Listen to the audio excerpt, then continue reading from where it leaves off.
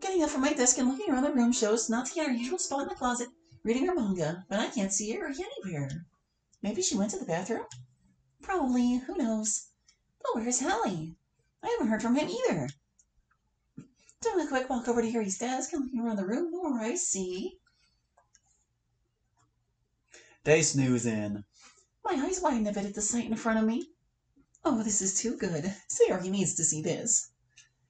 Turning around to where Sayori is, I motion her over to where I'm at so she can see what's happening, and I usher her to be quiet. Usher? I don't think usher is a word that applies in that sentence. Once she sees what I see, she gasps slightly and then looks over to me. No way! Do you think they're... It wouldn't surprise me. I don't want to wake them up, but we gotta share poems now. Should we get a picture of them like this? Nah, probably not. Aw, you're no fun. Ignoring her and gently grabbing a hold of Yuri's shoulder, I shake her a few times in hopes of waking her up. Yuri. Wake up, Yuri. After a short amount of time, it looks like she's coming around as she looks around the room for a little bit.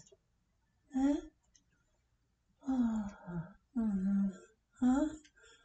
This isn't the napping club, you know. Yeah, Yuri, I didn't know you were such a good pillow.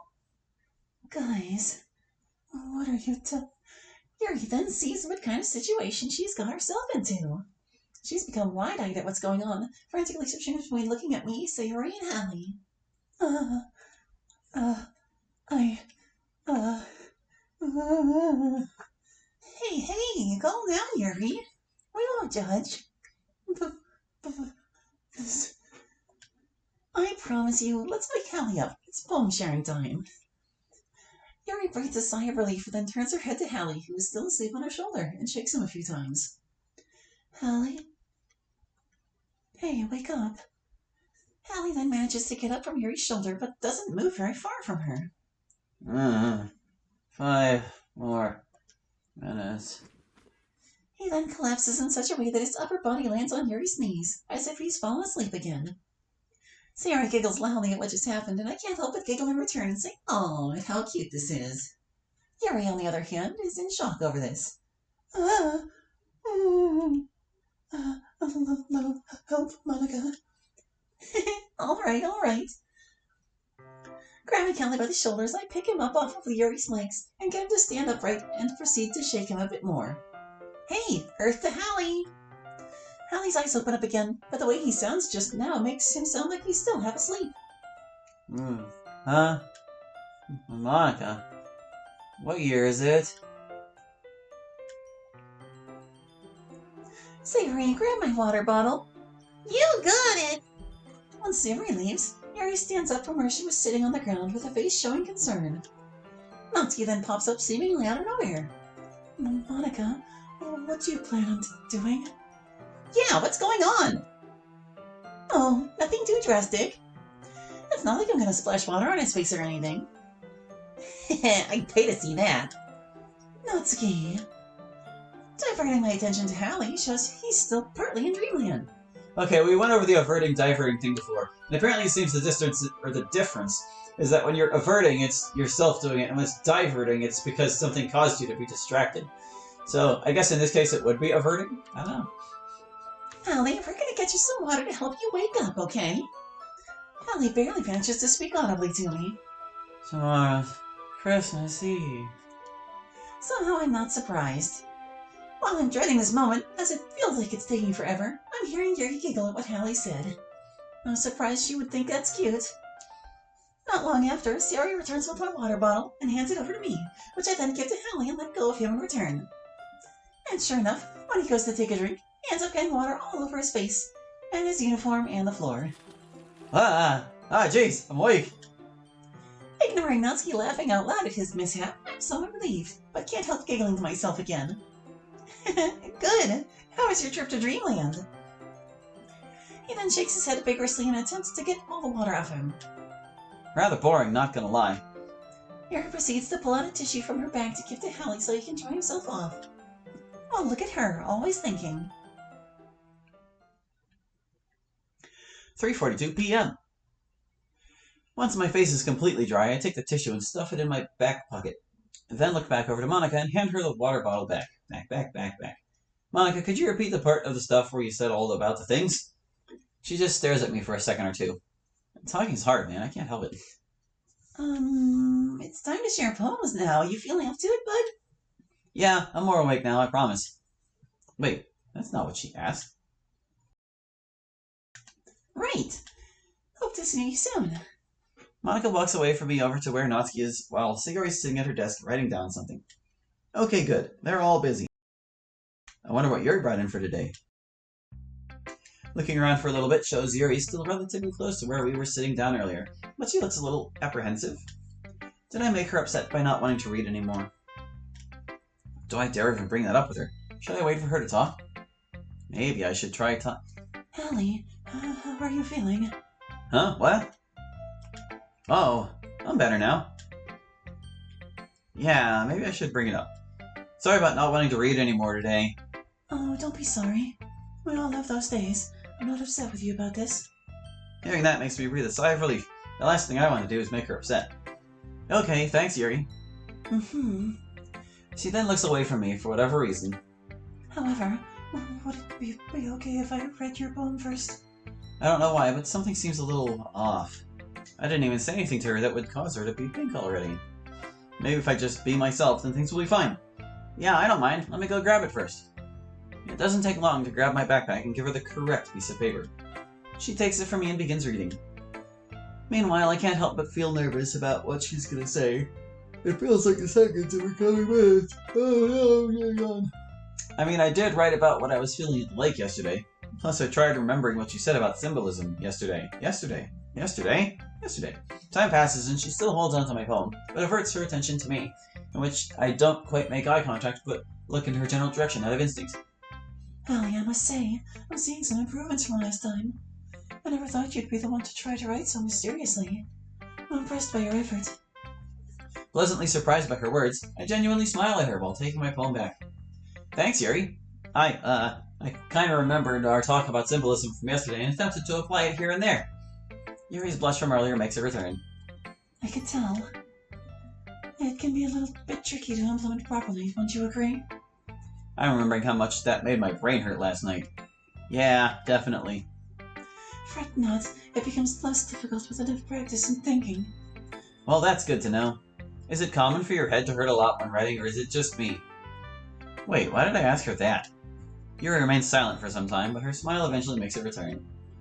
Yes, that's very common with new writers. Don't worry, Hallie. I'm certain everyone experiences that at times.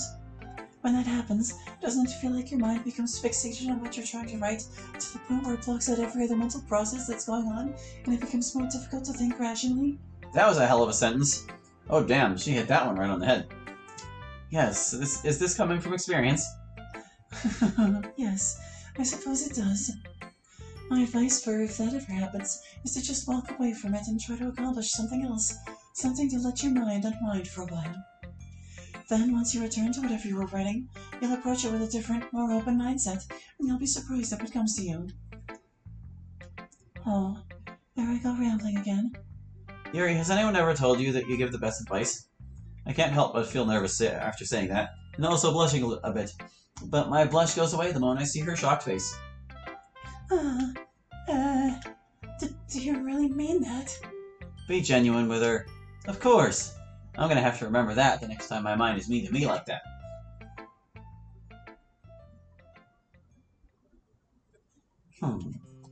Allie, I'll be honest. I've always been too nervous to share any kind of advice with anyone. Really, Yuri? How come? Well, I've always been too scared of how people would react. I'm afraid that people will think that I'm a know-it-all, or too arrogant, I don't know. It just feels awful, having all these experiences and feelings, these opinions, these point of views, and not being able to share them with anybody. I can't help but feel bad about what she just said, as I've had similar experiences to hers.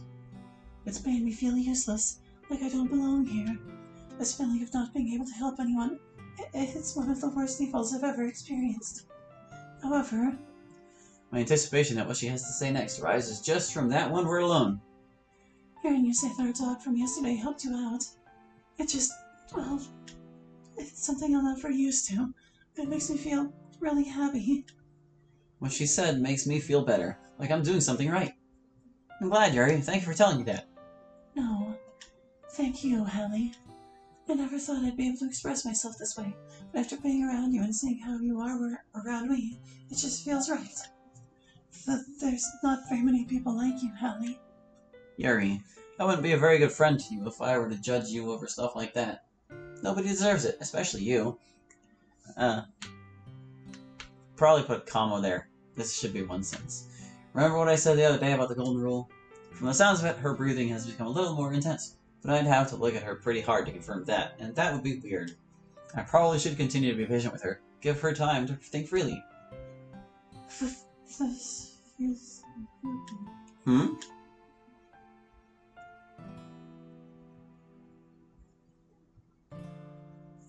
Never mind. I'm just really thankful to have you as a best friend. My genuine smile from earlier makes a return, even if it does make my face hurt a little bit. I'm happy I can make her feel this way. Me too, Yuri. Another silence plays out in the space between us, until I remember that I haven't read her poem yet. Oh, that reminds me. I still haven't read your poem yet. May I? Yuri reacts in such a way as if she's brought back to Earth or something.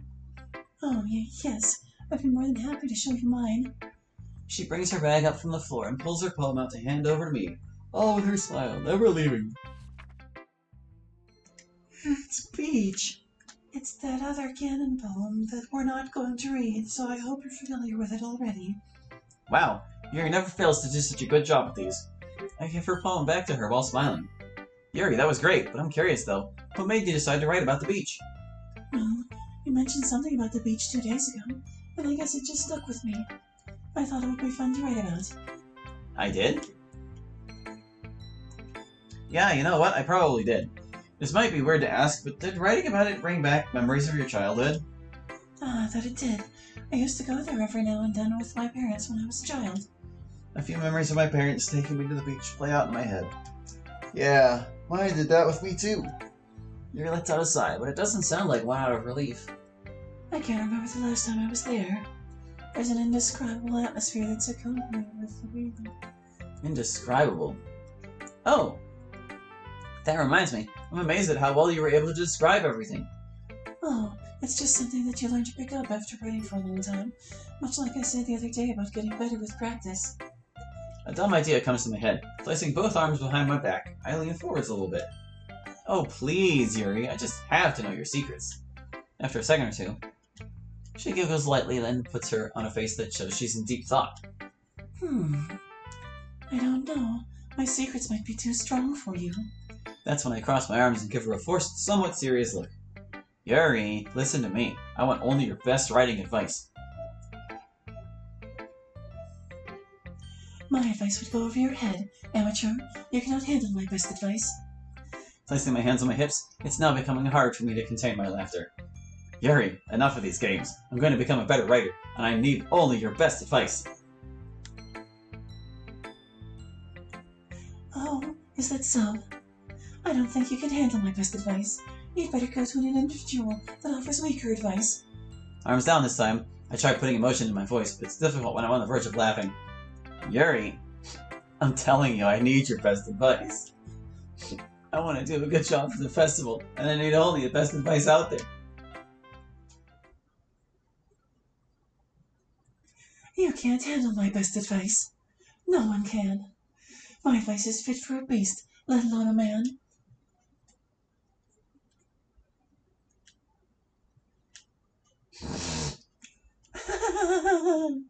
We both can't help but laugh at what just transpired, but end up recovering shortly, with me having to catch my breath towards the end.